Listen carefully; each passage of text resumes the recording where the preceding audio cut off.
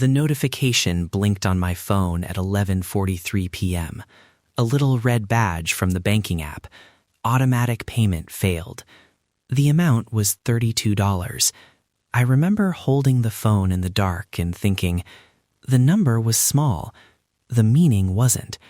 That tiny unpaid bill was the first quiet thing that told me something else was broken. Welcome back to S&J Pride. I'm Samnang. If you're new here, this show is for gay men who felt unseen, the ones carrying secrets, and the ones trying to find the words for harm that doesn't shout. Before we go further, quick trigger warning. Today's episode touches on financial manipulation, control, and trauma. If this is heavy for you, pause, step away, and check the episode notes where we've listed support resources. You deserve safety, always. Let's name what we're talking about. There's ordinary money friction, like arguing over rent or forgetting to split a dinner. Then there's financial manipulation, patterns where money becomes leverage, control of accounts, unexplained expenses you are blamed for, loans that feel like obligations, withholding access to basics. These are not petty fights. They are power. And power quietly erodes dignity, housing, immigration status, and the ability to make safe choices. That's why we're doing this now, because naming it helps people act without shame. Here's the roadmap. I'll walk 3 memory scenes that taught me what to watch for. Then we'll talk red flags, dignity-first scripts, safety steps, repair ideas, and legal signposts. If you're listening in your car or your room, come close. This is for you. Scene 1. The unpaid bill. It wasn't dramatic. It was a recurring notice about a small subscription, something we'd both agreed to. My partner said I must have missed it, and I believed him at first. But missing became normal. One missed payment, then another. Excuses stacked up. Stress at work, I'll fix it tomorrow, until the pattern built a kind of slow humiliation. Suddenly, I was the one balancing shame and apologies, even when I'd asked to be involved. The worst part was how the smallness of the amounts made me doubt my own eyes. I started to feel ridiculous for being hurt. That's how manipulation hides, in little things that make you question whether you're overreacting. Scene 2. The bank alert. It was a different night. This time I saw a transfer confirmation I had not approved. My heart went cold. I remember the metallic taste in my mouth, the feeling like the floor had dropped under me. There were excuses, an emergency, a misunderstanding. I thought you knew. The words tried to wrap the action in care, but the truth felt like theft, of money, of trust, of my right to know what was happening with my life. I lay awake counting things. Not like money, really. Counting the times my voice had been pushed down, the times I'd let it slide. That counting became a kind of survival math. Scene 3. The low night. I was balancing bills with a flashlight on my phone because we'd already had an argument. I remember thinking, if I can't trust the ledger, can I trust anything else? We had a conversation the next day that almost failed. I tried to speak, and he shut down. I tried to ask questions and was met with anger. The thing I remember most is how loneliness piled on top of fear. Even sitting across from the person you love, you can feel entirely alone. I almost gave up. I was a mess. And that was the point where the ledger wasn't the only thing hidden. So was our future if nothing changed. If any of those scenes landed for you, look up at me for a second, even if it's just in your mind. Because here's the truth of it. Noticing these moments isn't being paranoid. It's seeing a pattern. Let me be clear. This is not about blaming people for mistakes. People make mistakes. Financial manipulation is a pattern of control, and you can learn to see it without shaming yourself. So how do you diagnose the pattern? Watch for these red flags. 1. Someone who insists they control accounts and discourages joint oversight.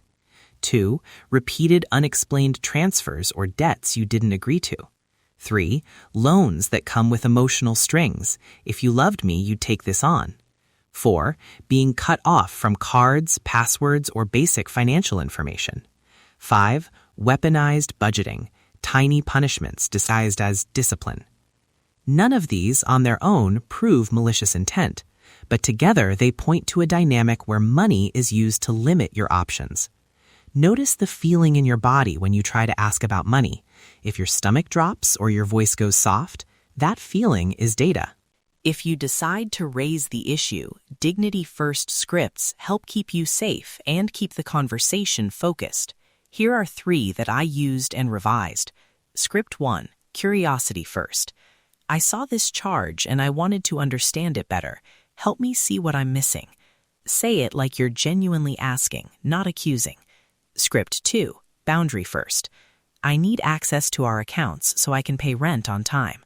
Let's decide a way to share visibility that works for both of us. Script 3, safety prefaced. I'm worried about our financial security. I want us both to feel safe.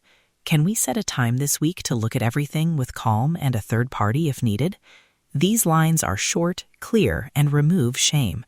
Trust me on that one. Neutral language keeps a conversation repairable. Now, some practical safety steps, and I'll be careful here. These are safety first, not surveillance tips. Don't go snooping. Instead, do this checklist with dignity. 1. Secure your documents. Copies of IDs, lease, and important emails put in a personal, secure folder only you control. 2. Change your own passwords on personal accounts and enable 2-factor authentication. 3. Set up a trusted ally code, someone you can call if you need a safe space to plan. 4. Start a simple evidence log. Dates, amounts, what was said, written factually in a private note. 5. Do a basic financial triage. What can you afford right now? What needs priority? And what emergency resources exist in your city? If anything feels risky, pause and contact a domestic safety advocate or a lawyer before acting. And again, do not use secret surveillance or social media sleuthing. That can backfire legally and emotionally. For couples who want to repair and rebuild trust, here's a repair pathway that kept dignity intact in our learning. Transparency rhythms, short measurable steps, and third-party support. Transparency rhythms might be a weekly money check-in with a shared screen, or a simple shared spreadsheet showing who paid what. Short measurable steps mean concrete promises with deadlines. For example, by next Friday, we'll both have access to the joint account and agree on 3 recurring payments. Third-party support could be a financial counselor or mediator to hold the space neutral. One experiment that helped was a 30-day trust test. Small, reversible steps to show consistency. Not big confessions, but consistent behavior, like showing receipts, confirming transfers, and checking in weekly.